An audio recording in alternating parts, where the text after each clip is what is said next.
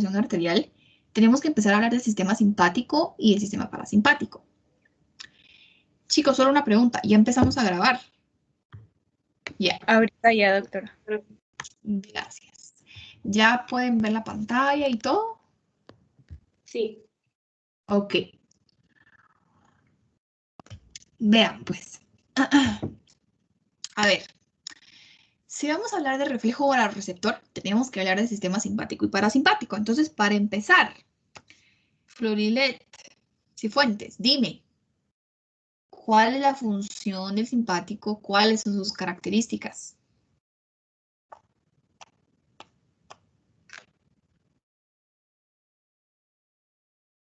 No sé si me escucha, doctora. Ok. Yo creo que es el de regular la presión arterial. Ok.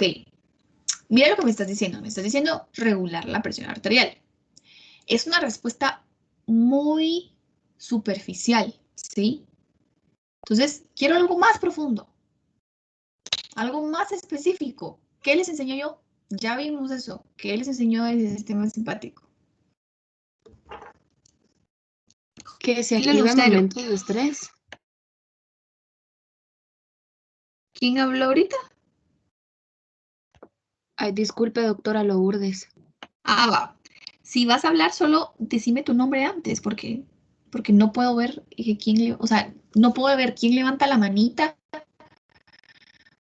o quién está hablando porque tengo la pantalla compartida. Entonces, si alguien va a hablar, sí, por favor, solo díganme, yo Lourdes. Y yo ya sé, entonces digo, Lourdes, habla. ¿Sí? Disculpe, doctora, sí. No, no hay pena. ¿Qué me estabas diciendo, Lourdes? Que se activaba en momentos de estrés. Ok, exactamente. ¿Qué más te recuerdas? Doctora, ¿puedo opinar? Dime tu nombre primero. Kimberly. Kimberly Mota. Ajá. Dime pues, ¿qué sabes de simpático? El simpático es el que se encarga de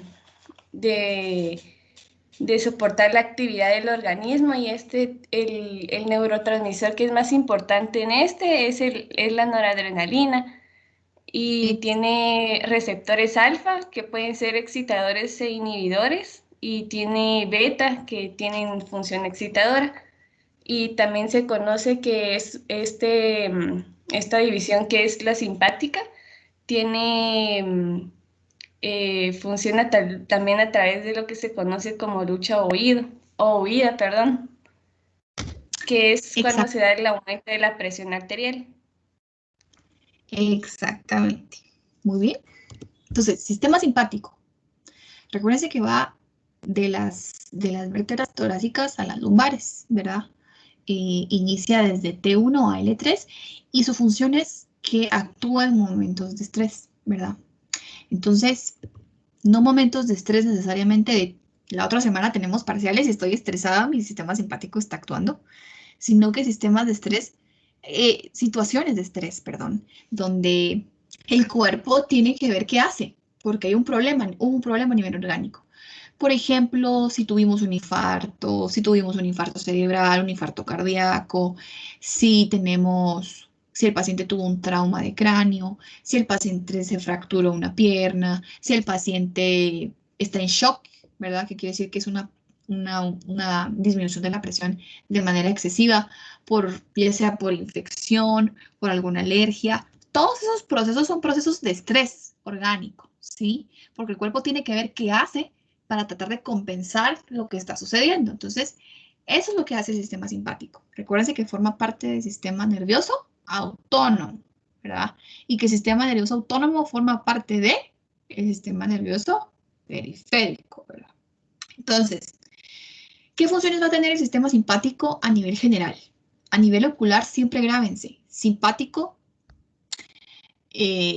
provoca dilatación pupilar y también provoca dilatación de bronquios. Entonces, eso es importante. Provoca dilatación pupilar y dilatación de bronquios.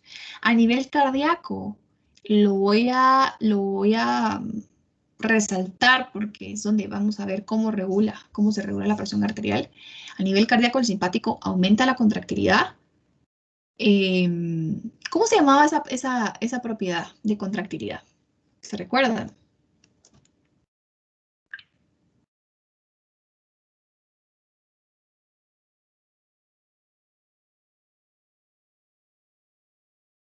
Se llama ionotropismo. Inotrópico. ¿Inotropismo o cronotropismo?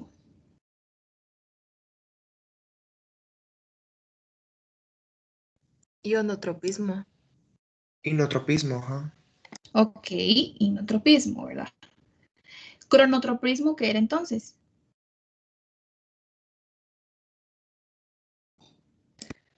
Se relaciona más con la frecuencia cardíaca, con la cantidad de veces que late el corazón.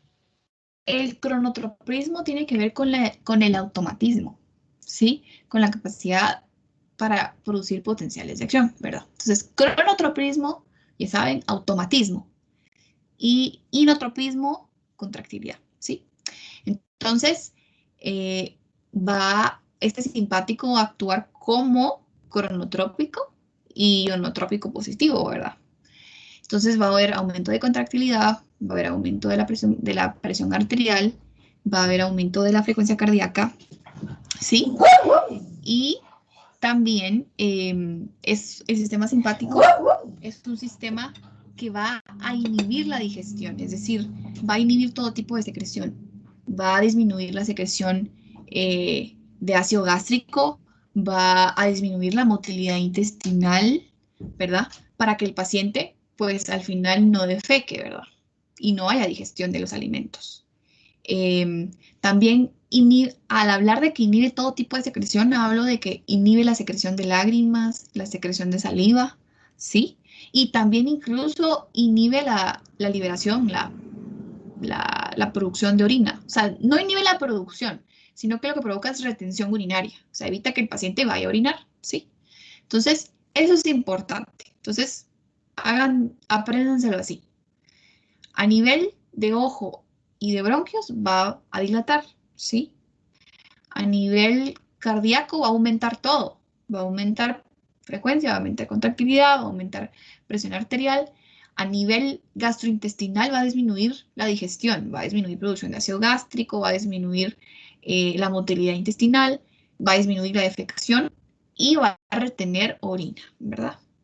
E inhibe otro tipo de secreciones como saliva y lágrimas. Entonces, Sofía La Parra, ¿Sí? háblame ahora del parasimpático. Bueno, el parasimpático es estimulado sobre todo gracias a la liberación de acetilcolina y va a tener receptores muscarínicos. El parasimpático, pues ya hablando de lo que hace en el corazón, es que yo leí que no es que inhibe, sino reduce, digamos, la acción del nodo sinusal, entonces hay menos, la frecuencia cardíaca pues disminuye. ¿Qué más? No sé si ya dije que los receptores son muscarínicos. Ahí está súper. Okay. Está bien. Gracias. Andrea Michelle Escobar, ¿puedes agregar algo más del parasimpático? Buenos días, doctora. Hola, buenos días. Como mi compañera ya mencionó, ¿verdad? Y va a actuar en situaciones donde el cuerpo no va a estar bajo estrés, entonces va a estar como que si estuviéramos relajados, así me entendió. Y también, no sé si quieres que te diga las funciones también que tienen otros órganos. Si te sabes algunas, dímelas. Sí, va a contraer a la pupila, va a estimular a la salivación, también va a contraer a los bronquios, también va a estimular a la actividad digestiva y va a contraer a la vejiga. Sí, Andrea, ¿verdad? Sí. Gracias. Entonces, el parasimpático, recuerde que sale de los nervios craneales, ¿verdad? Por eso se llama cráneo sacro. Termina en el sacro, ¿verdad? También. Entonces, importante, el parasimpático en comparación al simpático, el parasimpático va a estar actuando en situaciones donde estoy relajada, estoy tranquila, estoy acostada, no tengo estrés, no tengo ningún proceso normal en mi cuerpo. Entonces, en esos momentos va a actuar el sistema parasimpático. Entonces, recuérdense que la acetilcolina es el principal neurotransmisor y que el parasimpático va a tener los efectos contrarios al simpático. Entonces, aquí, en ojo y bronquios, el parasimpático, ¿qué va a provocar? Contracción. Contrae pupila y contracción bronquial. Aquí el parasimpático va a promover secreción, ¿sí? Es decir, va a promover secreción de lágrimas, va a promover salivación, ¿sí? Va a promover secreción de ácido gástrico, va a promover la motilidad gástrica para que el paciente venga y vaya a defecar, va a promover que el músculo detrusor se contraiga para que haya vaciamiento de la vejiga y el paciente vaya a orinar. Es decir, promueve que el paciente orine, promueve que el paciente defeque, promueve que el paciente digiera la comida, promueve eso básicamente, ¿verdad? Entonces, a nivel cardíaco importante, ¿sí? Como dijo su compañera, va a actuar a nivel, ambos, tanto simpático como parasimpático, van a tener un efecto a nivel del nodo sinusal, ¿verdad? Solo que van a tener efecto contrario. El parasimpático a nivel del nodo sinusal va a evitar que el nodo sinusal produzca potenciales de acción para que disminuya frecuencia cardíaca y disminuya contractividad, ¿verdad? Y sí va a producir vasodilatación, pero no es una forma directa, ¿verdad? Es a través del óxido nítrico. O sea, no es que venga la acetilcolina y la acetilcolina produzca la vasodilatación. No, lo hace a través del óxido nítrico. Entonces, por eso la vasodilatación es un poquito confusa, ¿verdad? Pero sí hay vasodilatación como parasimpático, pero es de forma indirecta, ¿verdad? No es un efecto directo de parasimpático. Entonces, vamos a hablar de dos sistemas importantes el día de hoy. Vamos a hablar sobre el reflejo vasoreceptor. Vamos a hablar sobre el sistema reninina-angiotensina aldosterona. Entonces, Gabriela Rosales, dime dos cosas. Gabriel. Perdón. Ah, perdón, te dije Gabriela, perdóname. Gabriel. Dime, Gabriel. Dime dos cosas que sepas, solo dos cosas que sepas del reflejo vasoreceptor. Bueno, sé que los vasoreceptores, ¿verdad? Son terminaciones nerviosas que se estimulan al ser estiradas, ¿verdad? Entonces, así es como se estimulan los vasoreceptores y que estos se encuentran principalmente en las arterias, en los vasos sanguíneos grandes, en las arterias grandes, especialmente en las regiones torácica y cervical. Por ejemplo, en las Muy bien. carótidas hay muchos vasoreceptores. Ok. Muy bien. Está bien, Bárbara, no hay problema. Solo me dices cualquier problema. Bueno, pues sí. Sí, Gabriel, así es. Ok. Estuardo Molina. Sí, buenos días. Dime otras dos cosas que tú sepas del reflejo vasoreceptor que no haya dicho tu compañero Gabriel. Solo dos cosas. Si no estoy mal, el reflejo vasoreceptor permitía corregir cambios en la presión arterial. Ajá. ¿Qué más?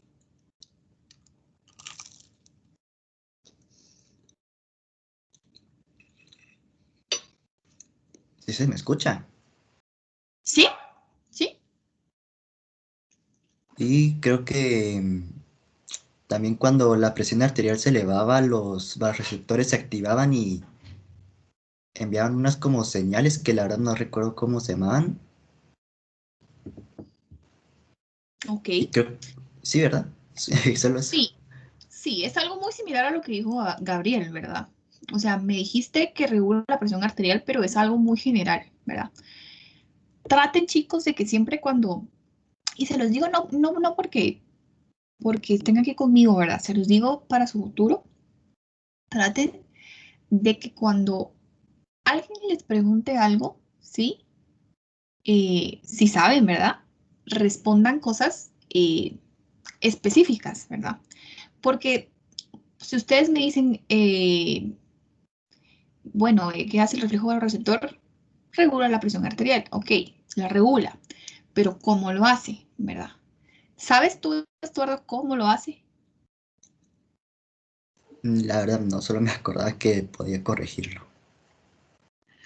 Ok. Alguien que no le haya preguntado nada es capaz de decirme cómo se da el reflejo al receptor.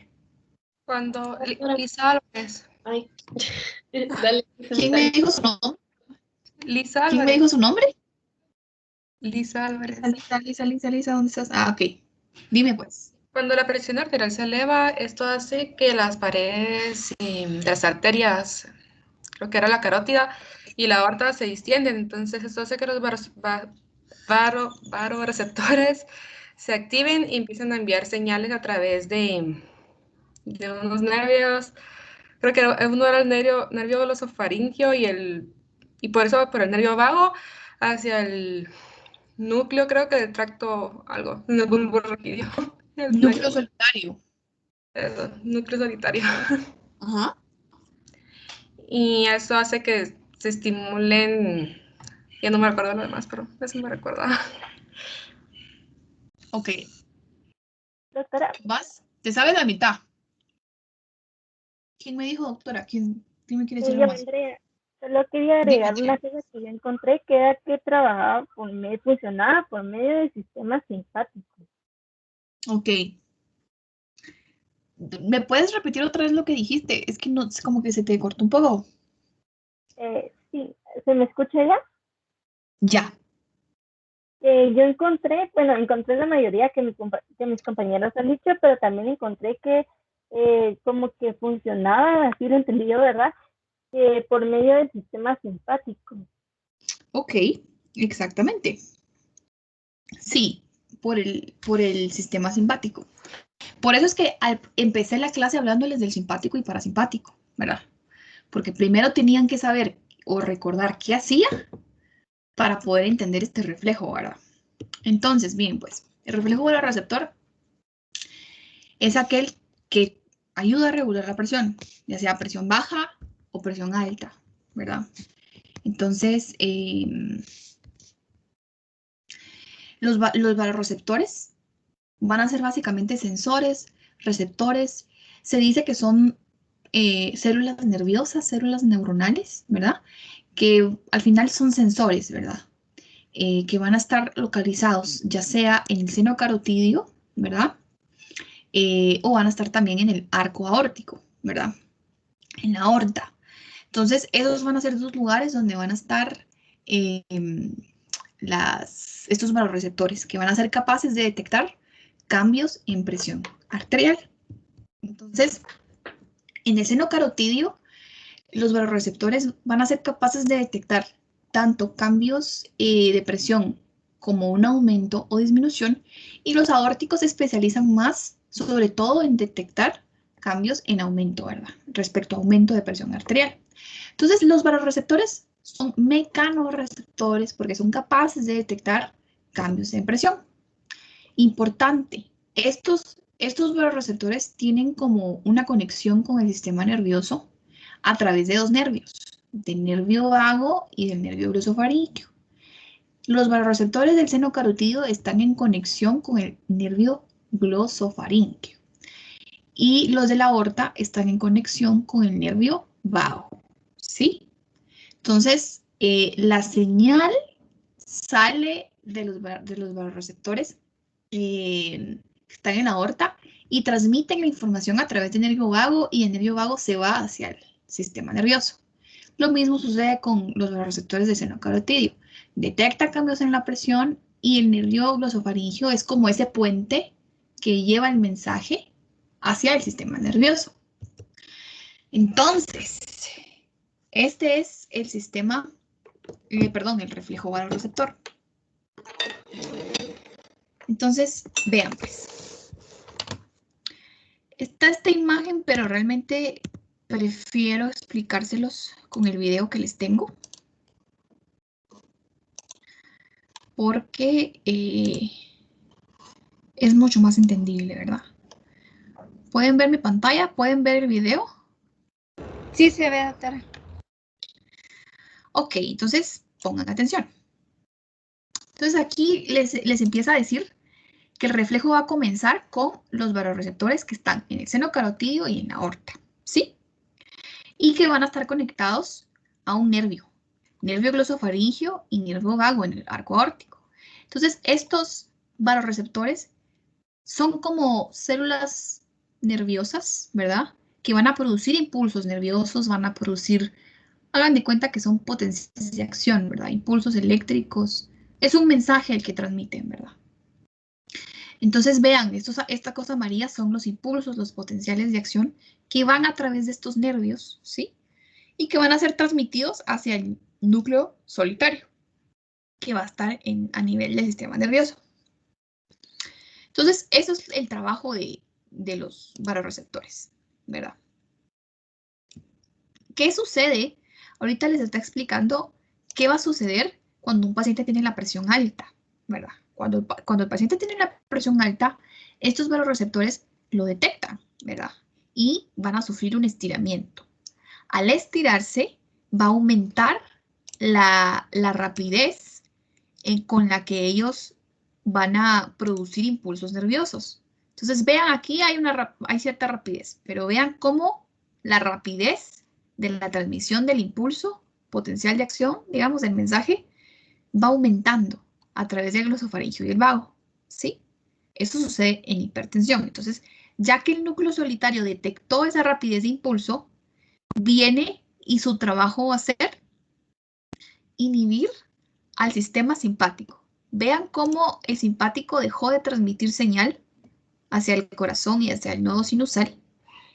Y ahora el parasimpático es el que está principalmente transmitiendo información o enviando señal, produciendo acetilcolina hacia el nodo sinusal. Entonces, ¿para qué va a servir esto? Para que venga y en situaciones de presión alta, el parasimpático se active, ¿sí? Actúa a nivel del nodo sinusal, disminuya la rapidez o la producción de potenciales de acción por el nodo sinusal y así reduzcamos frecuencia cardíaca y contractilidad. Y por lo tanto, de forma indirecta, también reduzcamos la vasoconstricción, ¿verdad? Es decir, que haya vasodilatación.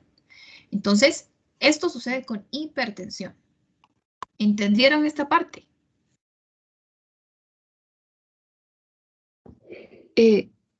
Doctora. ¿Sí? Sí, dime. Bien, entonces, digamos, cuando el paciente tiene presión, se van a estirar y van a aumentar la rapidez del impulso.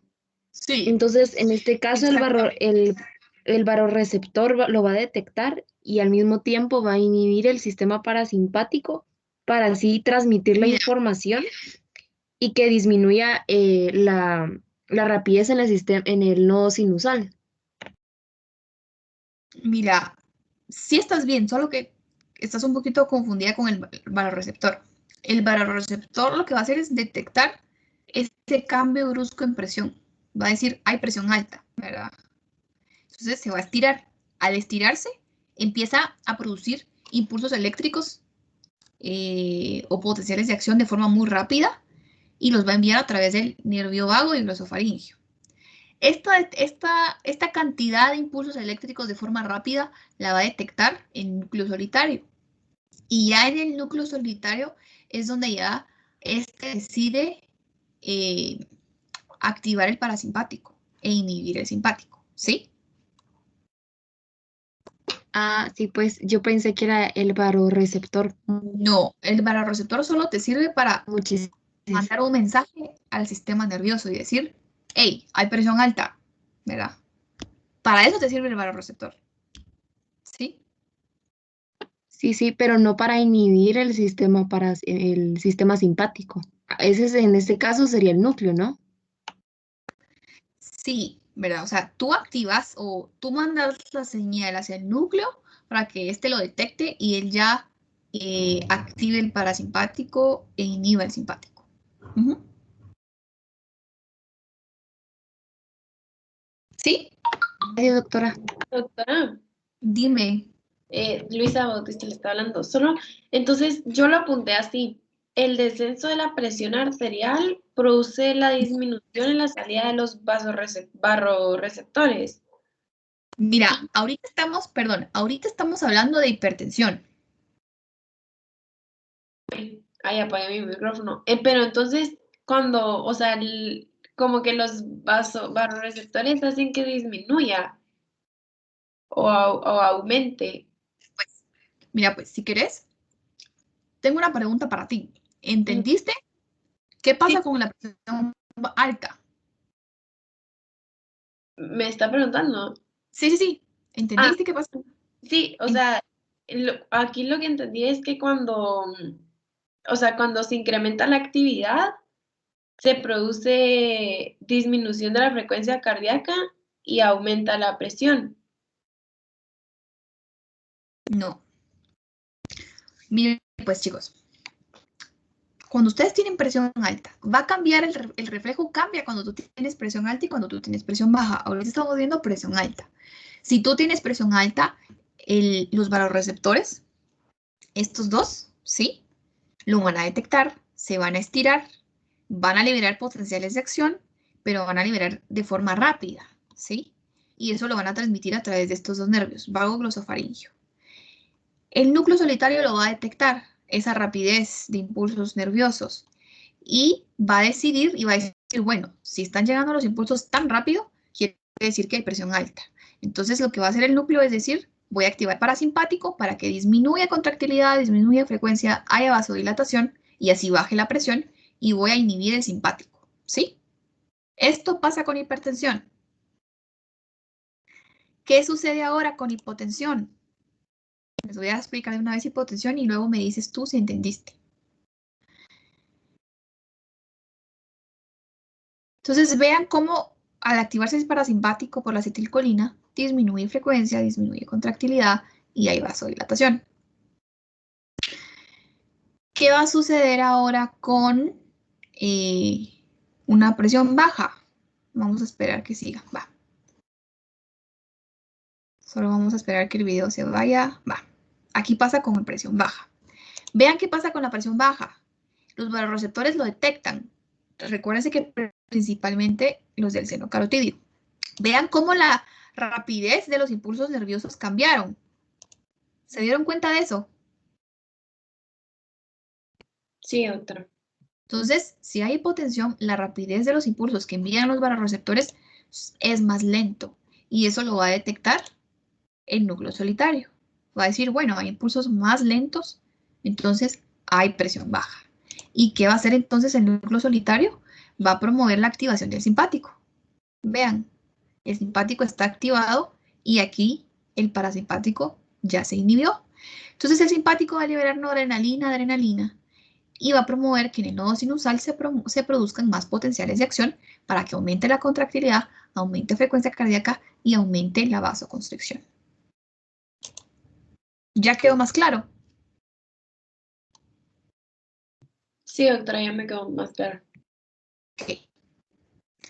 Entonces, chicos, ese es el famoso reflejo vasoreceptor. Ya vamos a verlo más adelante un poquito aplicado en el caso número 1. Pero ahora quiero hablarles un poquito sobre el riñón. El riñón es un órgano importante que participa en la regulación de la presión arterial. Yo sé que el riñón este semestre ustedes no lo ven, pero tengo que decirles algunas cosas importantes para que sepan el papel que tiene el riñón en la regulación de la presión arterial. Así que pongan atención. El riñón es un órgano que se encarga de desechar cosas que no sirven en el cuerpo, ¿verdad? Por ejemplo, secretar urea que viene del metabolismo de las proteínas, secretar ácido úrico que viene del metabolismo de las purinas y pirimidinas, secretar creatinina que viene del metabolismo de la creatina que viene del músculo. Entonces, una de las funciones es esa, ¿verdad? Sacar del cuerpo cosas que no nos sirven.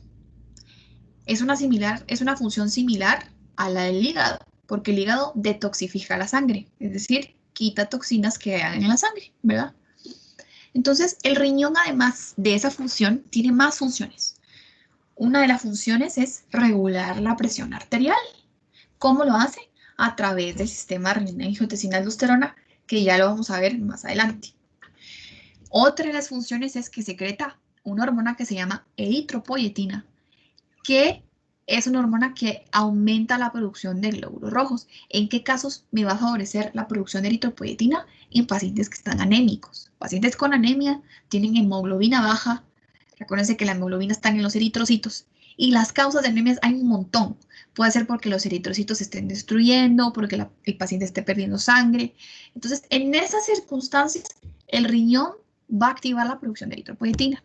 Otra función que tiene es la regulación del equilibrio ácido-base. Recuérdense, los ácidos y las bases tienen que estar en equilibrio en el cuerpo. Si hay más ácidos o más bases, ahí empiezan los trastornos ácido-base. Y también el riñón promueve el equilibrio hidroelectrolítico, ¿sí? Entonces, el equilibrio entre agua y solutos, sodio, potasio, glucosa. Entonces, el riñón y otra cosa, ¿verdad? El riñón produce la orina, ¿verdad? ¿Y cómo lo va a hacer? Lo va a hacer gracias a la nefrona, que es su unidad funcional, ¿verdad? Con unidad funcional me refiero a que es la unidad que ayuda a la producción de la orina, ¿sí? Entonces, esta nefrona está compuesta por un glomérulo, que es esto rojo que ustedes ven aquí, y realmente el glomérulo son un conjunto de capilares, de vasos sanguíneos, que están como enrollados, ¿sí?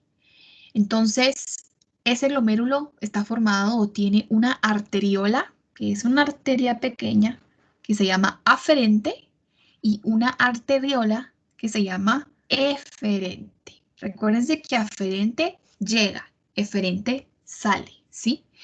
Entonces, quiero mostrarles una imagen un poquito más clara de la nefrona, porque quiero que vean que...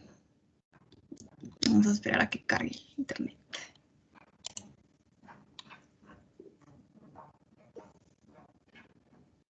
Bueno, entonces esta nefrona, esa es la nefrona. Entonces, este es el glomérulo, ¿sí? Entonces, esta es la arteriola aferente, porque es la arteriola que va entrando al glomérulo, por así decirlo. Y esta es la arteriola eferente, que es la arteriola que va saliendo. Entonces, importante, la arteriola aferente va a recibir sangre que viene desde la arteria renal, ¿sí? El riñón va a recibir sangre por la arteria renal y la sangre va a llegar ¿hasta dónde? Hasta la arteriola aferente para que llegue al glomérulo, ¿sí? Que es un conjunto de capilares, de vasos sanguíneos. Cuando la sangre llega aquí, pasa algo que se llama filtración. Este glomérulo está compuesto por una barrera, que es como un colador. Entonces, esa barrera o ese colador permite que cuando la sangre llegue aquí, hayan sustancias que logren pasar a través de ese colador o a través de esa barrera. Esas sustancias que pasan a través de esa barrera o ese colador van a salir. Y la nefrona no solo está formada por el glomérulo, está formada por un conjunto de tubos, vean, de túbulos. Y estos túbulos es por donde la orina se va a ir formando. Entonces, el primer paso de la formación de la orina es que la sangre llega al glomérulo y aquí hay sustancias que pueden filtrarse y llegar hacia los túbulos de la nefrona, ¿sí? Entonces, conforme lo que se filtró va pasando a través de los túbulos, pueden irse secretando cosas en el lumen tubular o pueden irse quitando cosas del lumen tubular, es decir, reabsorbiéndolas, para ir produciendo ya sea una orina concentrada o diluida. Entonces, ¿por qué les explico esto? Porque si no, no van a entender el sistema renino-angiotensina-aldosterona, ¿sí? Todos van bien hasta aquí,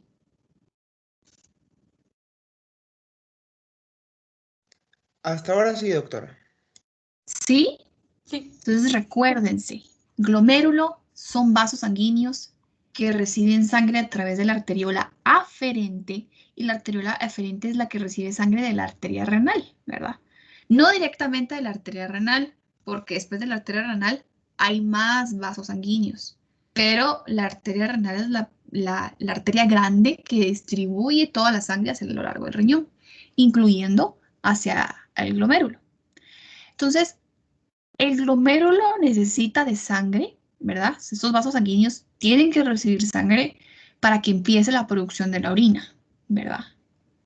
Para que se pueda filtrar sustancias de la sangre y se vayan hacia los túbulos, ¿verdad? Importante, ¿qué se puede filtrar aquí? Se puede filtrar agua, se puede filtrar glucosa, se puede filtrar sodio, se puede filtrar de todo un poco, ¿verdad? Y a través de los distintos túbulos, conforme esos solutos que se filtraron, se van a ir reabsorbiendo o se van a ir secretando más o simplemente se van a quedar ahí en el lumen del túbulo. Pero importante, hablando del sodio, el sodio cuando se filtra, la mayor parte de él es reabsorbido a nivel del túbulo proximal, es decir, al nivel de la primera parte del túbulo de la nefrona. Entonces, la nefrona tiene varios túbulos. Tiene un túbulo proximal, que es la primera parte del túbulo. Tiene un asa de Henle, que es esta parte que está aquí, que puede ser descendente o ascendente. Y tiene un túbulo distal, ¿sí? Que es este. Y tiene un túbulo colector, ¿verdad? Entonces, estos túbulos producen orina, ¿verdad? Pero el principal paso, el paso inicial para empezar a producir orina es la filtración de sustancias a través de esta membrana glomerular que tienen estos capilares glomerulares hacia los túbulos, ¿ok? Vamos a hablar de otra estructura importante. Hay una estructura que se encuentra en el túbulo distal, ¿sí? Que se llama mácula densa. Esta mácula densa es una estructura que está en el túbulo distal de la nefrona, que es capaz de detectar sodio, ¿sí? Puede detectar, son sensores de sodio. Eso es la mácula densa. Es un sensor de sodio que está en el túbulo distal. Entonces, ya dicho esto, ¿sí? Ana Sofía Letona. Sí, doctora. Decime dos cosas que tú sepas, solo dos cosas que tú sepas del sistema renina-angiotensina-aldosterona. No se vale decirme, regula la presión arterial, doctora. No. Cosas específicas. Bueno, primero creo que provoca la liberación de aldosterona y vasopresina, pero estas dos pueden ser dañinas para el riñón porque una libera demasiado sodio y la otra mucho potasio. Y si no estoy mal con la liberación del sodio, es que se acumula mucha agua se acumula muchos líquidos en el riñón. Y cabal, por eso en el caso clínico era que tal vez el paciente se había empeorado. ¿Y qué más? Creo que ya estás bien, ¿oíste? Ok, gracias. Sí, gracias. Wagner Solórzano. ¿Estás ahí? Sí, doctora. Dime otras dos cosas que tú sepas del sistema renina-angiotensina-aldosterona. Cosas específicas, diferentes a las que había dicho tu compañera.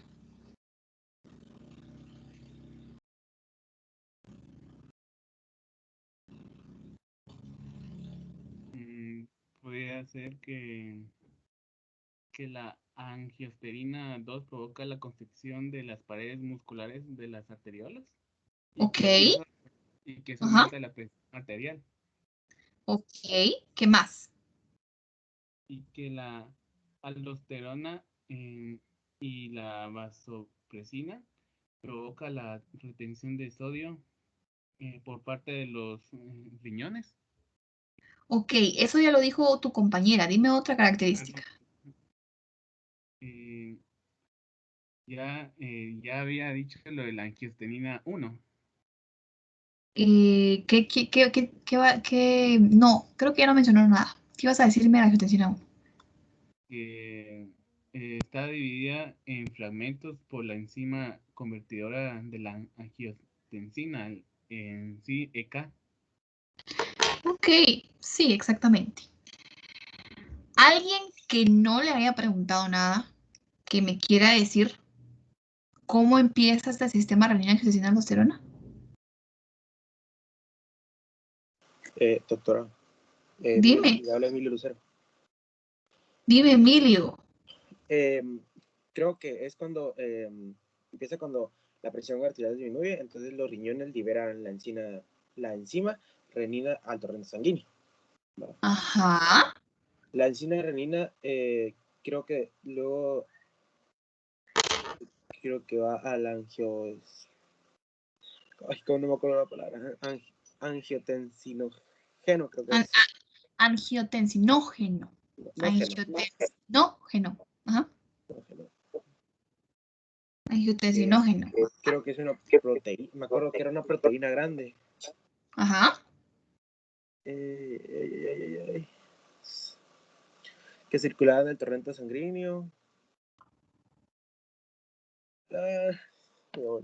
Eso me acuerdo yo que es. Creo que lo demás. Creo que lo Vas bien.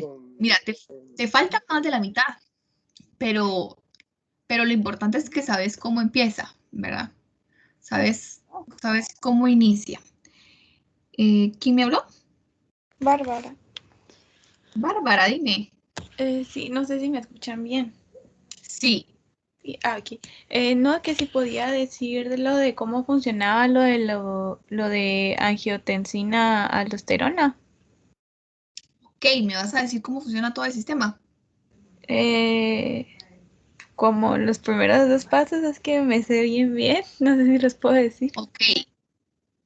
El compañero se quedó en donde la renina actuaba sobre el angiotensinógeno. ¿Sabes qué sucede después? Sí, si no estoy mal, la angiotensina 1, que esta es relativamente inactiva, se divide en fragmentos por la enzima convertidora de la angiotensina. Ajá. Y el segundo fragmento es la angiotensina 2, Ajá. que es pues al contrario, ¿verdad? Que es una hormona bastante activa. Ajá. Y esta provoca la constricción de las paredes musculares de las arteriolas y aumenta la presión arterial. Y si no estoy mal, también desencadena la liberación de la hormona aldosterona por parte de las glándulas suprarrenales y la vasopresina. Ok, sí, básicamente tú uniste todo lo que tus compañeros dijeron al final, ¿verdad? Entonces, sí, básicamente ese es el sistema renina-angiotensina-aldosterona. Entonces vamos a verlo ya completo, ¿sí? Este sistema se va a activar principalmente cuando tenemos bajo flujo sanguíneo, tenemos hipotensión, tenemos hipovolemia, ¿verdad? Entonces, la hipovolemia y la hipotensión lo van a activar, ¿sí? Y otra forma más específica, ¿verdad? De activación es a través de la mácula densa. Entonces, vean pues, ¿se recuerdan que yo les dije que, digamos que tenemos un paciente que está hipotenso, un paciente que perdió sangre, ¿sí? Mucha sangre. Espérenme chicos, solo quiero poner el láser. Un paciente que perdió mucha sangre, entonces, ¿va a poder el riñón recibir sangre? ¿Suficiente sangre? No, ¿verdad? Entonces, va a llegar poca sangre a la arteria renal, pasa la poca sangre por la arteriola aferente, viene el glomérulo y recuérdense que aquí se filtran sustancias. Pero aquí la filtración no va a ser normal porque no hay tanta sangre como debería, ¿verdad? Porque estamos con un paciente hipotenso o hipovolémico, ¿verdad? Entonces, se va a filtrar moléculas por aquí, pero no va a ser tanto como debería. Y aquí hablamos también del sodio, o sea, se va a filtrar el sodio, pero no tanto como debería. Entonces, en situaciones donde el cuerpo tiene bajo volumen sanguíneo, el poco sodio que se filtra se va a reabsorber casi todo por el túbulo proximal. ¿Se recuerdan que yo les dije? El sodio que se filtra, la mayor parte se reabsorbe por el túbulo proximal. ¿Se recuerdan? Entonces, en esta situación donde el paciente está filtrando muy poca cantidad de sodio, lo que va a hacer el túbulo proximal es reabsorberlo prácticamente todo. ¿Con qué objetivo? De venir y decir, bueno, voy a reabsorber sodio para que el sodio jale agua y eso me ayude a aumentar mi flujo sanguíneo, ¿sí? Entonces, como ya no queda mucho sodio para que pase a través del resto de los túbulos de la nefrona, va a llegar al túbulo distal y recuérdense que la mácula densa es un sensor de sodio. Entonces la mácula densa va a detectar que no hay mucho sodio porque todo el sodio se filtró básicamente en el túbulo proximal. Van bien ahí, van bien hasta ahí.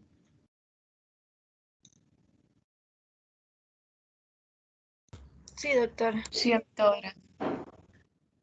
Ok, entonces la mácula densa detectó y dijo, no hay sodio, no hay suficiente sodio. Eso quiere decir que el paciente no tiene buena perfusión renal, no tiene buen volumen sanguíneo, no tiene una presión adecuada, tiene hipotensión de seguro o tiene bajo volumen sanguíneo. Entonces, lo que hace la mácula densa es, en ese momento, activar a las células yuxtaglomerulares, que son unas células que se encuentran cerca de las arteriolas del glomérulo. Y estas células yuxtaglomerulares son las que van a liberar renina. La renina va a actuar en el angiotensinógeno que se encuentra a nivel hepático, o es producido a nivel hepático, mejor dicho, y va a convertirlo en angiotensina 1. La angiotensina 1 luego, a través de la enzima convertidora angiotensina, convierte angiotensina 1 a angiotensina 2. ¿Sí? Esta enzima ACE se encuentra más que todo a nivel pulmonar, a nivel renal. Y la angiotensina 2 luego es la que ejerce todos los efectos, ¿verdad? ¿Qué me interesa que sepan? Ya producida la angiotensina 2, se activa, se produce o se activa la producción de ADH en la pituitaria posterior, en la hipófisis posterior. ¿Qué hace la ADH? Reabsorber agua, con el objetivo que a nivel renal, a nivel de los túbulos renales, se reabsorba agua. ¿Para qué? Para aumentar el volumen sanguíneo, ¿sí? Recuérdense que la sangre no está hecha solo de glóbulos rojos, la sangre también tiene líquido. Entonces, si yo le meto líquido a mis vasos sanguíneos, voy a aumentar el volumen sanguíneo, ¿verdad? Otra cosa, la angiotensina también va a promover la activación de la glándula suprarrenal para que secrete aldosterona, ¿sí? Al secretar aldosterona, esta aldosterona va a actuar también a nivel renal para aumentar reabsorción del sodio, y recuérdense que el sodio jala agua y eso va a aumentar mi volumen sanguíneo. Pero esta aldosterona va a promover también secreción de potasio e iones hidrógeno, H+. Además, también la angiotensina 2 va a promover a través de otro transportador reabsorción de sodio. Y otra cosa importante, la angiotensina 2 no solo va a hacer todo esto que ya les dije para aumentar la presión, sino que también va a actuar para mejorar la función renal. ¿Cómo lo va a hacer? La angiotensina 2 va a contraer la arteriola eferente, que es la arteriola que sale. Recuérdense que la arteriola aferente recibe sangre de la arteria renal. La sangre llega al glomérulo. La sangre que llega al glomérulo se puede filtrar y esa sangre luego puede salir por la arteriola eferente hacia los capilares que están a la par de los túbulos de la nefrona. Y luego que la sangre ya pasó por ahí y la sangre se va a las venas renales, ¿sí? Entonces, ¿qué sucede si la angiotensina 2 contrae la arteriola eferente? Porque ese es el efecto que tiene a nivel renal, principalmente de las arteriolas. Contrae, hagan de cuenta que esta arteriola eferente se tapa, se contrae, disminuye su volumen. Entonces, ¿con qué objetivo lo hace? Para que la poca sangre que llegue por la arteriola aferente y llegue al glomérulo, llegue y se acumule y se acumule y se acumule, porque aquí voy a tener un tope. Entonces aquí se va a ir acumulando y se va a ir acumulando y se va a ir acumulando la sangre. ¿Con qué objetivo? con el objetivo de que toda esa sangre que mientras más vaya llegando va a ejercer mayor presión sobre la pared de estos capilares. Y esa sangre va a tener la capacidad de vencer la fuerza de esa membrana del glomérulo, de esas barreras del glomérulo, y va a tener la capacidad de filtrar más, ¿verdad? A pesar de poca sangre. Pero como yo estoy aquí tapando la arteriola eferente, la sangre va a llegar y se va a acumular, promoviendo que se filtre más, ¿verdad? Más sustancias a los túbulos. Entonces, ese es un efecto de la angiotensina 2, mejorar también el filtrado glomerular, ¿verdad? Para mejorar la función renal y mejorar la producción de orina.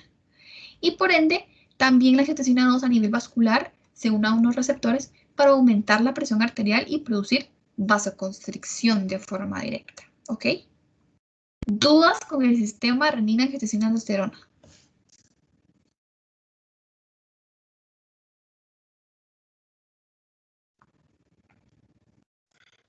Sí, doctora, disculpe, no entendí muy bien por qué va a hacer vasoconstricción de la arteriola eferente. Mira, pues, tú lo que tienes es un riñón que no está recibiendo suficientes flujo sanguíneo, ¿verdad? Cuando se activa este sistema es porque tú no estás recibiendo suficiente flujo sanguíneo. Y sí tienes claro que si tú no recibes flujo sanguíneo, tú no vas a producir orina. ¿Sí tienes claro eso? Sí, doctora, eso sí. Ok. Entonces, recuérdate que la sangre que va a llegar a través de la arteriola aferente va a llegar al glomérulo. Entonces, cuando tú tienes hipotensión, casi no llega nada de sangre. Por lo tanto, tu filtrado va a disminuir y tu filtrado es el primer paso para producir orina. La angiotensina 2 lo que hace es contraer esta eferente porque recuérdate que la eferente es la que básicamente saca la sangre del glomérulo. Entonces, si tú contraes esta eferente, vas a acumular aquí la sangre que está entrando de la arteriola aferente, a pesar de que sea poca sangre. Y cuando tú la acumulas aquí y acumulas más sangre y acumulas más sangre, esta sangre puede venir y salirse del capilar y filtrarse, ¿sí? Para tratar de producir más orina. ¿Entendiste un poquito más? Sí, doctora, muchas gracias. Ok. Entonces, Doctora, yo tengo una pregunta. dime. Usted dijo que la secreción de aldosterona va a aumentar la reabsorción de sodio y la liberación ¿de qué era? Potasio e iones hidrógeno. Ok, gracias. Es a nivel renal donde va a actuar la aldosterona y la ADH, ¿verdad? Se van a liberar, la aldosterona se libera a nivel de la suprarrenal, glándula suprarrenal, ADH a nivel de la hipófisis posterior o de la pituitaria posterior, pero ambas, aldosterona y ADH, actúan a nivel renal. Esto de las células todavía no se los digo porque eso ya es un poquito más específico de la fisiología renal, ¿verdad? Entonces sería complicarles más la vida ahorita, ¿verdad? Ya el otro semestre se las complico, pero ahorita con esto creo que sepan esto, que sepan estos 5 efectos que tiene, dónde se libera cada hormona que libera la angiotensina 2, qué efectos tiene, suficiente, ¿sí? Ok, chicos, entonces, no puedo no dar esta clase y no hablarles de hipertensión. Hipertensión ya sabemos que es una presión arterial persistente arriba de 130 sistólica y 80 diastólica, ¿verdad? Generalmente hay varias clasificaciones, pero realmente nos empezamos a preocupar ya cuando el paciente tiene un poquito de 140 o más, ¿verdad? Cuando miramos que un paciente tiene 135, 80, decimos, bueno, está relativamente normal, ¿verdad? Pero si ya vemos que un paciente tiene 140, 90, ya decimos, bueno, el paciente, pues, hay que empezarle tratamiento, ¿verdad? Entonces, causas de hipertensión hay un montón, igual factores de riesgo, que fume, que tome, que sea obeso, la edad, herencia y causas también.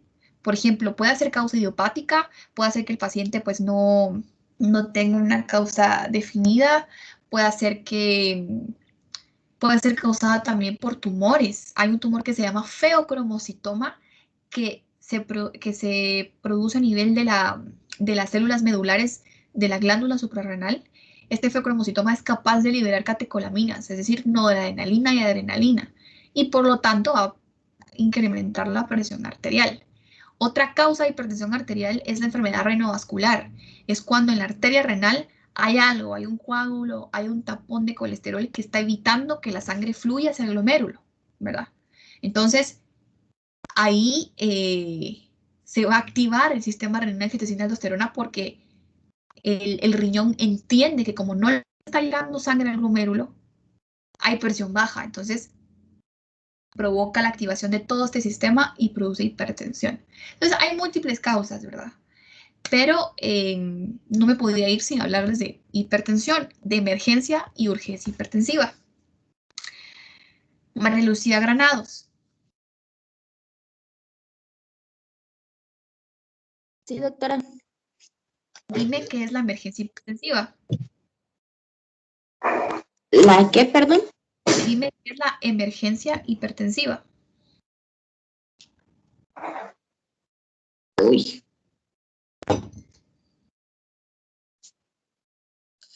Emergencia hipertensiva. Tengo una pregunta. ¿Tú estás en el grupo de toda la subsección? Sí, doctora.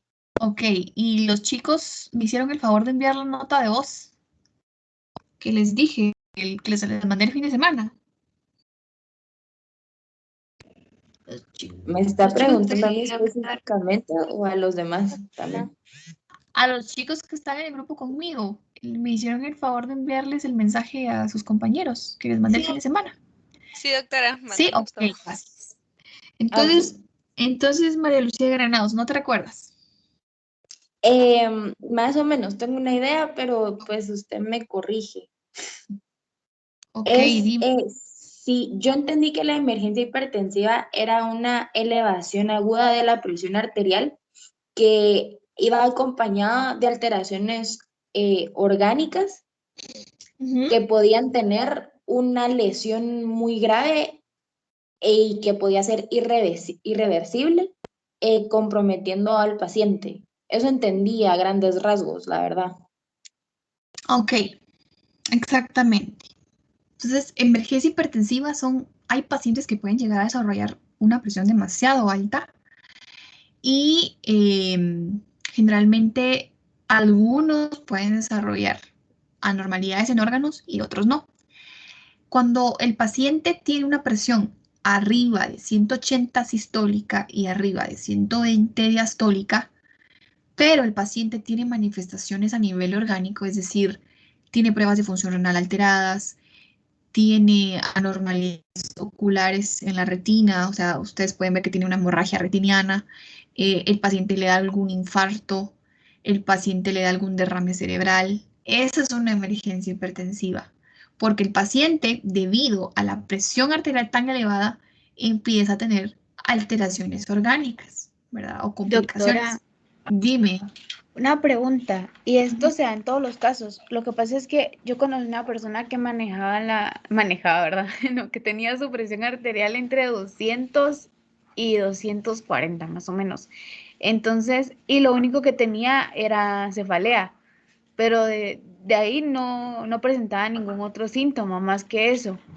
Y, fíjate que la cefalea ya lo consideras tú como un signo de emergencia hipertensiva, porque la urgencia hipertensiva es la que no te da ningún síntoma, ningún daño, ¿verdad? Entonces, estos pacientes en la urgencia únicamente tienen la presión arriba de 180-120 y no sienten nada. Pero los pacientes con emergencia hipertensiva ya empiezan con dolor de cabeza, con confusión, ¿verdad? Entonces, generalmente, digamos, a nosotros en el hospital Roosevelt nos llegaba un paciente con emergencia hipertensiva y llegaba con cefalea, para nosotros ya es una alerta, ¿verdad? Entonces, ya se trataba como emergencia hipertensiva, fíjate. Gracias, doctora. Entonces, que se les quede. En emergencia y urgencia, la similitud es que tienen una presión arriba de 180, sistólica arriba de 120. La diferencia es que en emergencia van a tener signos de daño a órgano y en urgencia no. En urgencia el paciente va a estar tranquilo como si nada. Vamos ahora con los casos clínicos. ¿Sí? Los casos clínicos. Chicos, una pregunta. Ustedes ahorita, después de las 10:10, tienen un poquito de tiempo, ¿verdad? Es nuestro receso, sí. Ah, ok. Yo por cualquier cosa, porque como les digo, a veces por las dudas extiendo un poquito esto. No tenga pena, doctor. ¿No les molesta? No, está bien, doctora. Ok. Voy a tratar de hacerlo al tiempo, ¿verdad? Obviamente no me voy a exceder, pero por si acaso. Entonces, este Solo, caso doctora, clínico se trata... disculpe. Dime. Solo Lisa me comentó de que se fue el internet. Bueno, creo que se fue la luz en su casa, entonces se salió, pero que no sabe si iba a regresar la luz. Ah, ok, pero si no estoy mal, a Lisa ya le había preguntado, entonces no hay problema. Aquí. Gracias. Entonces vean, pues, el primer caso clínico es un caso donde podemos aplicar un poquito lo del reflejo receptor y también podemos hablar de unas cosas diferentes. Entonces vean, pues, el paciente del caso 1 es un paciente que tuvo un trauma, sí, un accidente automovilístico, tuvo un trauma de cráneo, le hicieron estudios de imágenes, le diagnosticaron un hematoma, ¿verdad? Y además le diagnosticaron edema cerebral. ¿Qué entienden ustedes por edema cerebral? Aumento de líquido o volumen. Ajá, a nivel del cerebro, exactamente. A nivel craneal. Ajá, eso se puede dar porque el tejido que se daña se inflama y se libera líquido, ¿verdad? Y todo eso. Entonces, este paciente lo ponen bajo un aparato, bajo ventilación mecánica. No sé si ustedes han ido alguna vez a algún intensivo y ustedes han visto pacientes que tienen en su boca metido un tubo, ¿verdad? Están intubados. Y ese equipo, ese aparato regula su sistema respiratorio, ¿verdad? Lo controla, ¿verdad? O sea, uno ventila a un paciente o pone al paciente bajo ventilación mecánica porque queremos mejorar el patrón respiratorio de ese paciente, ¿verdad? Entonces, a este paciente lo pusieron bajo ventilación mecánica y el médico decidió que el paciente respirara 24 veces por minuto. Eso está un poquito rápido, ¿verdad? Pero tiene una razón de ser, que ya la vamos a ver más adelante. El paciente está hipertenso, ¿sí? Y le hicieron unos gases arteriales, ¿verdad? Entonces, ¿qué Luisa Fernanda Bautista? Sí, doctora. ¿Qué encontraste sobre el reflejo o la tríada de Cushing?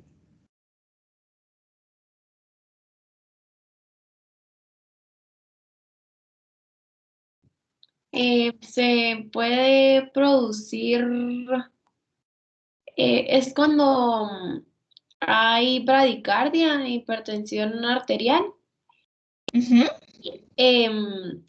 Este es cuando se intenta que el cerebro bombee más sangre al cerebro. Ok. Sí, básicamente. Entonces, vean pues. Este es el mecanismo de Cushing o el reflejo de Cushing o la tríada de Cushing. Este mecanismo, el propósito es que el cerebro mantenga una perfusión adecuada en los pacientes que tienen hipertensión intracraniana. Entonces, vean, pues, normalmente nosotros, los seres humanos, tenemos el cráneo, ¿verdad? En el cráneo está el cerebro, hay líquido cefalorraquídeo, hay vasos sanguíneos que llevan sangre. Entonces, esas tres cosas tienen que tener un equilibrio, ¿verdad? Porque si una de esas tres cosas se altera, digamos, hay un tumor en el tejido cerebral, obviamente la presión intracraneana va a aumentar porque el cráneo no es elástico, ¿verdad? No se puede estirar en respuesta a alguna masa cerebral o algo así, ¿verdad? No es como los pulmones, ¿verdad? Entonces, cuando cualquiera de esas tres cosas se alteran, ¿sí? Aumenta la presión adentro del cráneo. Entonces, en el caso de este paciente que tuvo un trauma craneoencefálico, tiene edema, es decir, tiene líquido cerebral. Y eso hace que hay una descompensación, un desequilibrio entre esas tres variables que yo les dije. Entonces va a aumentar la presión del cráneo. En el cráneo todo va a estar apretado, así. El cerebro va a estar todo apretado, igual con el líquido, con los vasos sanguíneos, porque hay mucho líquido, ¿verdad? Por edema cerebral. Entonces, a eso se le llama aumento de la presión intracraneana. Cuando yo tengo un aumento de la presión intracraneana, ¿ustedes creen que la sangre va a poder fluir fácilmente a través de ese cráneo, de ese cerebro? No. No. Entonces aquí viene esta triada. O sea, esta triada se compone de hipertensión, de bradicardia y de respiraciones irregulares. Realmente la hipertensión es como una compensación, ¿verdad? ¿Por qué?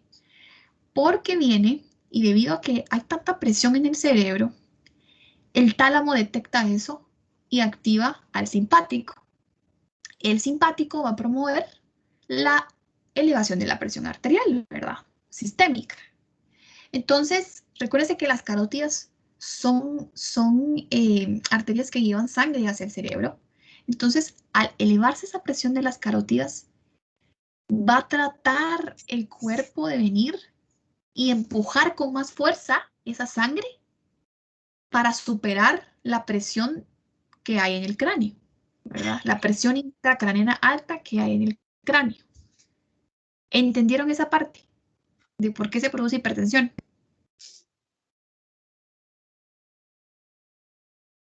Sí, doctora, yo lo que entendí es que se produce hipertensión, o sea, no sé si voy entendiendo bien, pero porque hay mayor resistencia por un aumento de la presión intracraneal, entonces la sangre necesita más fuerza para pasar con la misma facilidad por el cerebro.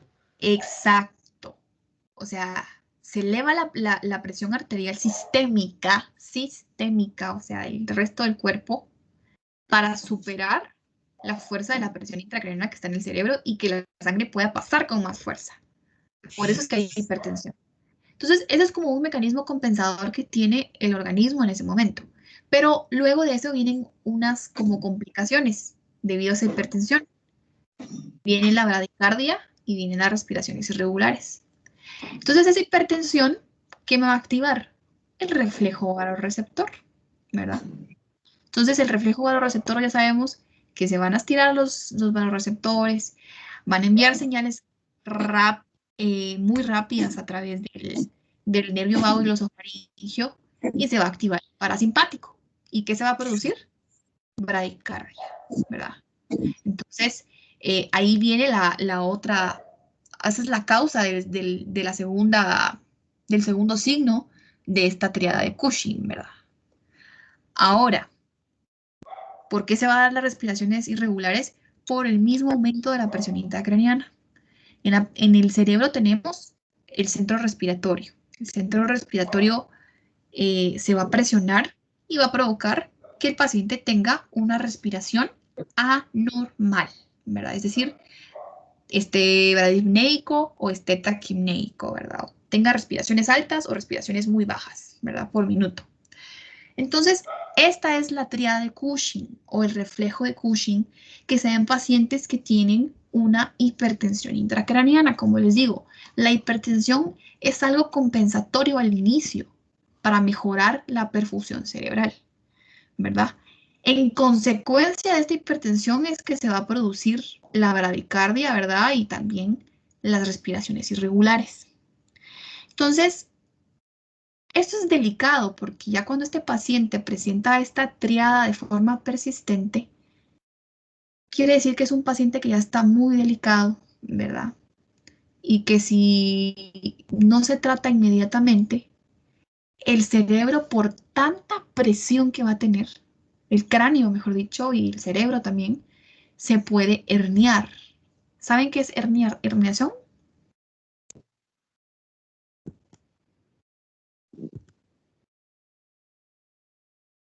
Es ¿Alguien cuando hay una prostitución de un compartimiento craneal a otro, esto consecuencia de una expansión rápida de la presión intracraneal.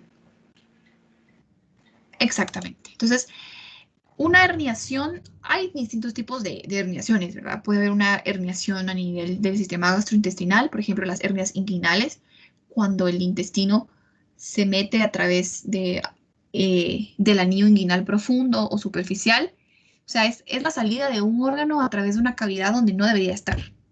Entonces, algo interesante es que si la presión intracraneana se mantiene muy elevada por mucho tiempo, el cerebro se puede herniar a través de una cavidad, que es a través del foramen magnum, ¿sí?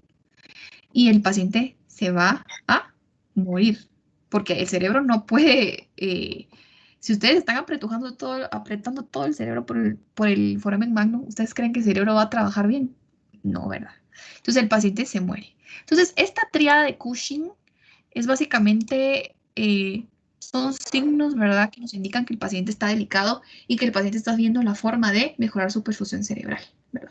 Pero si esto persiste así, el paciente puede sufrir herniación cerebral y morirse, ¿verdad? Entonces, ¿quedó claro esto de la tríada de Cushing?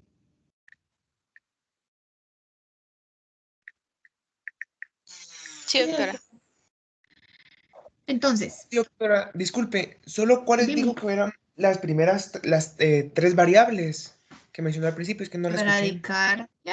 Bradicardia, hipertensión y respiraciones irregulares. O sea, puede ser que esté bradipneico o que esté taquipneico.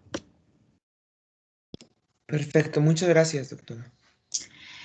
Ok, entonces, ¿se recuerdan que les dije que el doctor lo había puesto bajo ventilación mecánica y puso al paciente a respirar 24 respiraciones por minuto, lo cual yo les dije que estaba un poco rápido, pero eso tiene una razón de ser.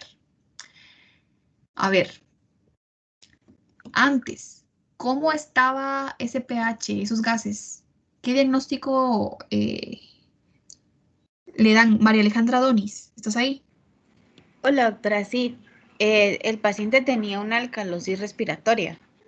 Exactamente. Recuérdense que alcalosis es cuando el pH está arriba de 7.45, acidosis cuando está debajo de 7.35, ¿sí? Yo, para ver gases arteriales, yo lo hago así. Si es un trastorno respiratorio, ustedes van a ver que el pH y el CO2 van en sentido contrario, es decir, si el pH va para arriba, el CO2 va para abajo. Si el pH va para abajo, el CO2 va para arriba. Y si es un trastorno metabólico, el bicarbonato tiene la característica de que va en la misma dirección que el pH. Es decir, si el pH va para arriba, el bicarbonato va a estar alto. Si el pH va para abajo, el bicarbonato va a estar bajo. Entonces vean este caso. El paciente tiene un pH arriba de 7.45. Es una alcalosis. Vamos a ver si es un trastorno metabólico. El bicarbonato está en 23, lo normal es 24, está un poquito bajo, ¿verdad? Entonces, el pH va para arriba y el bicarbonato va para abajo. ¿Qué les dije yo que para diagnosticar un trastorno metabólico, cómo iba el bicarbonato? En la misma dirección que el pH. Si fuera un trastorno metabólico, el bicarbonato también estaría elevado, ¿verdad? Entonces, este no es un trastorno metabólico. Vamos con el CO2. El CO2 lo normal es 40, ¿verdad? Y aquí está bajo. Entonces, ¿qué les dije yo? Para que sea un trastorno respiratorio, el CO2 tiene que ir al contrario que el pH. Aquí el pH está alto y aquí el CO2 está bajo. Entonces, es un trastorno respiratorio. El paciente tiene una alcalosis respiratoria. ¿Por qué este paciente tiene una alcalosis respiratoria? Porque se la provocó el mismo doctor al provocar que el paciente respirara 24 respiraciones por minuto. Este paciente está taquipneico, ¿verdad? Está como que estuviera hiperventilando. ¿Qué sucede cuando el paciente hiperventila? ¿Qué pierde? ¿Alguien sabe? Pierde CO2. Pierde CO2. Por eso es que el paciente tiene una alcalosis metabólica. La alcalosis respiratoria. La alcalosis respiratoria se da porque el paciente está perdiendo CO2. Entonces, como está perdiendo CO2, el cuerpo se queda con más bases. Por eso es que tenemos alcalosis, ¿verdad? Respiratoria. Es alcalosis porque estamos reteniendo más bases y es respiratoria porque estamos perdiendo CO2, ¿sí? Ok, entonces esto lo provocó el médico, ¿verdad? Y tiene una razón de ser. El CO2, pongan atención a esto, el CO2 tiene una relación y regula la vasoconstricción y la vasodilatación a nivel cerebral. El CO2 provoca vasodilatación de los vasos a nivel cerebral. Y si no está el CO2, va a haber contracción a nivel de los vasos del cerebro. Entonces, este doctor puso a este paciente bajo ventilación mecánica para controlar su respiración y así hacer que el paciente respire más rápido y así hacer que el paciente pierda más CO2. ¿Por qué quiero que el paciente pierda CO2? Porque así los vasos sanguíneos que están en el cerebro se van a contraer, ¿verdad? Y va a mejorar la presión intracraneana, va a bajar, ¿verdad?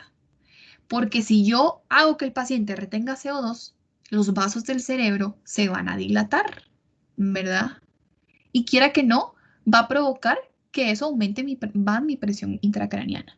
Por eso es que este doctor puso a este paciente a hiperventilar para que perdiera CO2 y los vasos a nivel cerebral se contraigan y evitar que haya un mayor aumento de la presión intracraneana.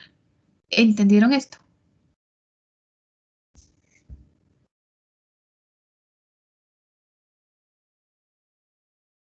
Sí, doctora. ¿Sí? Solo Dime. entonces lo que entonces va o lo que se necesita hacer es de que se incremente para poder es incrementar y regular el flujo sanguíneo cerebral entonces.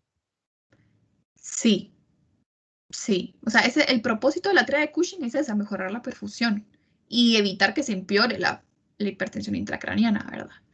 Y una de las formas de regular tú o mejorar esa perfusión o mejorar o disminuir, mejor dicho, la presión intracraniana es hacer que el paciente hiperventile para que el CO2 no te produzca vasodilatación y por lo tanto no te empeore tu hipertensión intracraniana, ¿verdad? Sí, muchísimas gracias. Ok. Gracias. Bueno, vamos ahora con el último caso. Es una paciente joven de 25 años que no tiene ningún antecedente de importancia y que llega al consultorio y tiene una presión en 150/95, que está bastante elevada. Sus pruebas de función renal están normales en ese entonces, pero luego de eso deciden darle un medicamento que inhibe la enzima convertidora de angiotensina, es decir, evita la formación de angiotensina 2.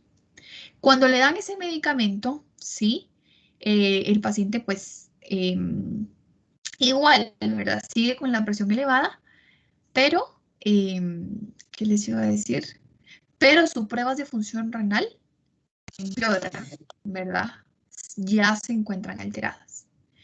Entonces vamos a ver ahorita cuál es la causa de ese empeoramiento de la función renal. Pero primero, díganme qué encontraron de la displasia fibromuscular, así a grandes rasgos. Yo, doctora Paulina Palacios, pues nosotros encontramos que la displasia fibromuscular es una enfermedad que causa que una o más arterias en el cuerpo tengan un desarrollo normal de las células y estas llegan a afectar las paredes de las arterias. También puede ocurrir estenosis, aneurisma o desgarros, que son como las disecciones arteriales, y causa la disminución en la irrigación sanguínea de la arteria. y sobre todo se puede encontrar en pacientes femeninas y en pacientes que fuman. Ok, exactamente. Entonces,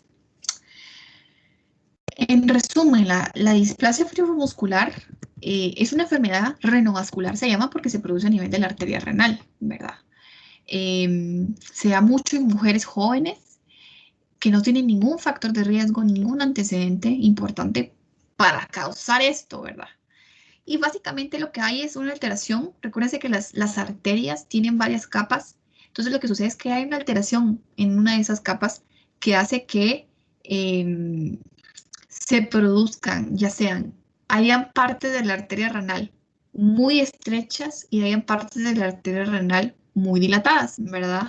Entonces, eso va a hacer que el flujo por la arteria renal no sea bueno, ¿verdad? En adultos se ve más, en personas más adultas se ve más que fibrodisplasia de la arteria renal, se ve más que hayan ateromas de colesterol, ¿verdad? Entonces, enfermedad renovascular, hay dos causas. Una es que hay estenosis, porque hay algún ateroma de colesterol tapando la arteria renal, o esta displasia fibromuscular, que se da más en mujeres, ¿verdad? Esas son las dos principales causas de enfermedad renovascular. Y se llama enfermedad renovascular porque son enfermedades que afectan la arteria renal y que al final ambas van a evitar el paso de sangre a través de la arteria renal y hacia el glomérulo, ¿verdad? Y por lo tanto van a disminuir la perfusión renal, ¿verdad? Entonces, ¿qué sucede en estos pacientes con enfermedad renovascular, tanto por aterosclerosis o por displasia fibromuscular? Hagan de cuenta que aquí en la arteriola aferente no va a pasar sangre, ¿verdad? Porque hay algo que está evitando el paso, ya sea la displasia fibromuscular o el ateroma de colesterol.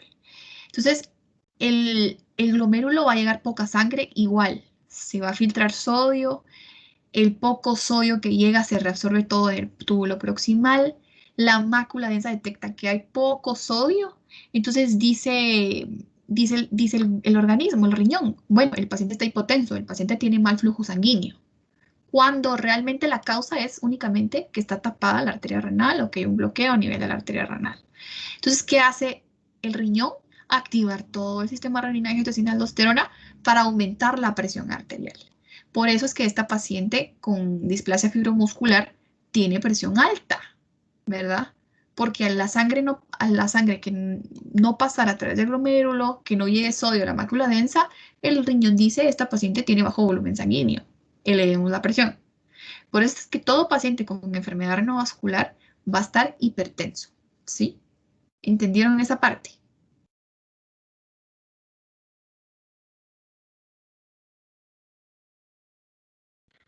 Sí, doctora.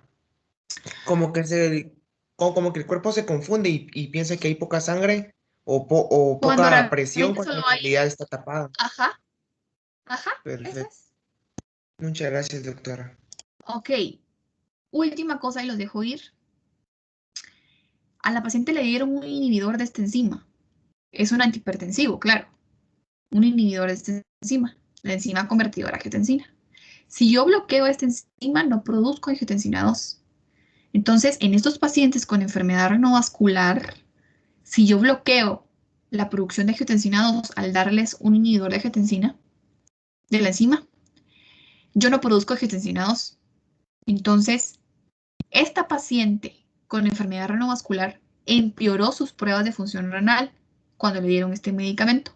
¿Por qué?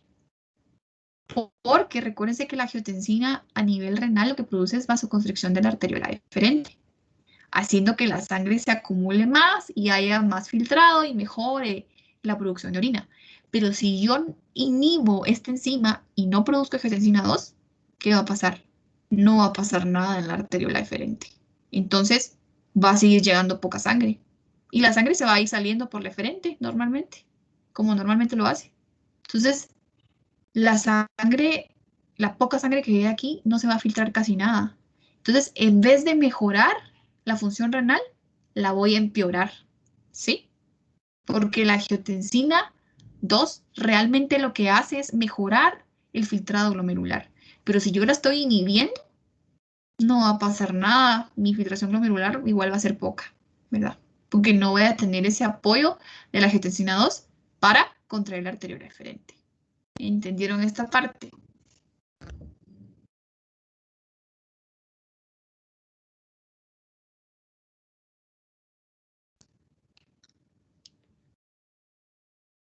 Sí, doctora. Sí, doctora. Chicos, entonces, esto es lo que les traía el día de hoy. Es un tema un poco extenso. Si lo repasan bien, lo van a lograr entender bien, ¿verdad? Mi consejo es que vuelvan a ver la presentación,